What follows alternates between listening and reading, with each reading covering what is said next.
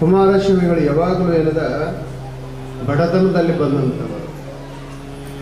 ಅಂಥ ಬಡತನದಲ್ಲಿ ಬಂದಿರತಕ್ಕಂಥ ಯೋಗಿಯವರಿಗೆ ಅವ್ರಿಗೆ ಯಾರೇ ಒಂದು ಮಾತುಗಳನ್ನು ಹೇಳಿದರೂ ಕೂಡ ಏನದ ಕೇಳುವಂಥ ಸಹಿಷ್ಣುತೆ ಬಾಳಿತ್ತು. ಬಾಲ್ಯದೊಳಗೆ ಒಂದು ಘಟನಾ ನಡೀತದೆ.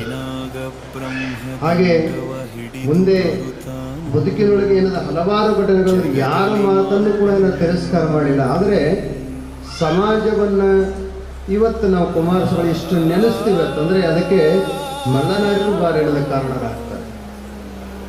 ಒಂದು ವೇಳೆ ಕುಮಾರಸ್ವಾಮಿಗಳು ಅಲ್ಲೇ ಏನದವರು ಹಾನಗಲ್ಲ ಮಠದೊಳಗೆ ಏನಾದರೆ ಸಾಮಾಜಿಕ ಧಾರ್ಮಿಕ ಕಾರ್ಯಗಳನ್ನು ಮಾಡಿದರೆ ಇವತ್ತು ಈ ಭಾಗ ಎಲ್ಲ ನಾವೆಲ್ಲ ನೆನೆಸ್ತಾರೆ.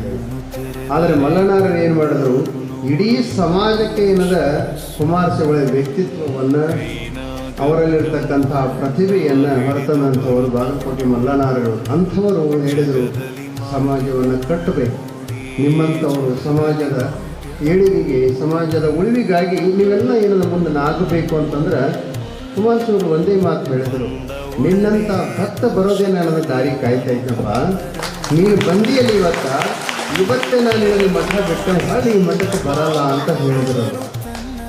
ಬೇಕಾಗಿತ್ತು ನನಗಂತ ಒಬ್ಬ ಸಾರಥಿ ಬೇಕಾಗಿತ್ತು. ಸಮಾಜದೊಳಗೆ ನನ್ನ ಕರ್ಕೊಂಡು ಹೋಗುವಂಥ ಒಬ್ಬ ಸಾರಥಿ ಬೇಕಾಗಿತ್ತು.